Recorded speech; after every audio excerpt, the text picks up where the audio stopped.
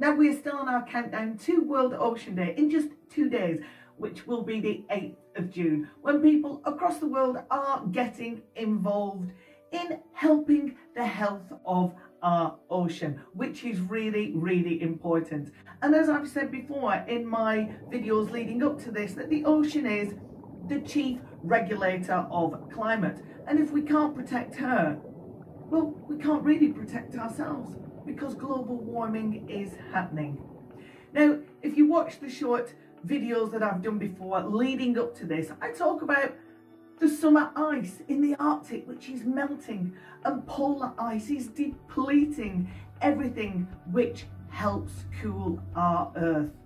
It's disappearing. Our oceans are soaking up the excess heat and masking the effects.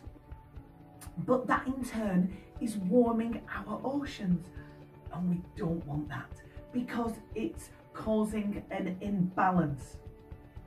And when the water is too warm, it has a detrimental effect on our corals, and the corals expel the algae which lives in their tissues, and they feed off the algae. And when this happens, the corals start to turn white, and that's better known as coral bleaching. And the algae is what the coral feed off. It's the primary food source, and it's also what gives our corals those beautiful colours that you see. Now, reefs today have 40 or 50% less coral than they did 30 years ago, and that's really sad. And coral reefs are known as the rainforests of the sea, and they're some of the most biodiverse and productive ecosystems on Earth. And stated by the Columbia Climate School, which has been doing research for decades, they say that corals occupy less than 1% of the ocean floor, just less than 1%, yet they are home to more than a quarter of all marine species. And that's crustaceans, the reptiles, seaweeds, bacteria, fungi, and over 4,000 species of fish. Now, these fish make their home in the coral reefs. And with a global, coral reefs have a global economic value of $375 billion a year. And coral reefs provide food and resources for more than 500 million people in over 100 countries and territories.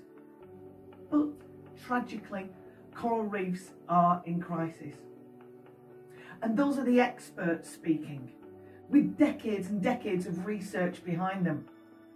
Now, corals being bleached, they can survive being bleached, but while some of them die off, the others are struggling to fight through the stress of being bleached.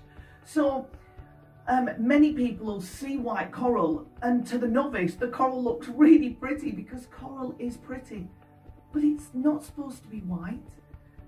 White means that it's dead, or that it's dying, and it simply could be the skeletal remains of coral, because the algae has disappeared, which means that there are limited nutrients for the coral to feed off, and then the coral becomes susceptible to disease.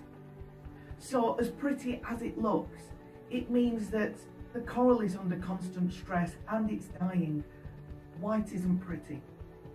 So it isn't just the warming of our oceans which causes harm to the coral. Of course, pollution does, and there's several other factors such as overfishing and deep water fishing. And with overfishing, if you think about it, and it's a topic I actually spoke about yesterday in our countdown to World Ocean Day, the correlation overfishing has to coral is really, if all these fish, the smaller fish, are removed from the water, then the seaweed growth becomes immense, because seaweed grows quickly, and these small fish are feeding on the seaweed all the time. And if they're not keeping the seaweed down at bay, then there becomes an uncontrollable growth in seaweed, which then suffocates the coral. See, everything works as one in the ocean. Just everything. There's a chain, and together it works as one. And if you take just one thing away, if the coral is in crisis, then so is human life. So again, if you take one thing away today, if the coral is in crisis, so is human life.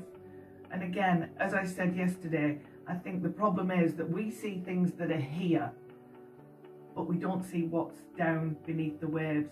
But it's got one of the biggest biodiversity of animals you could ever imagine. So be kind.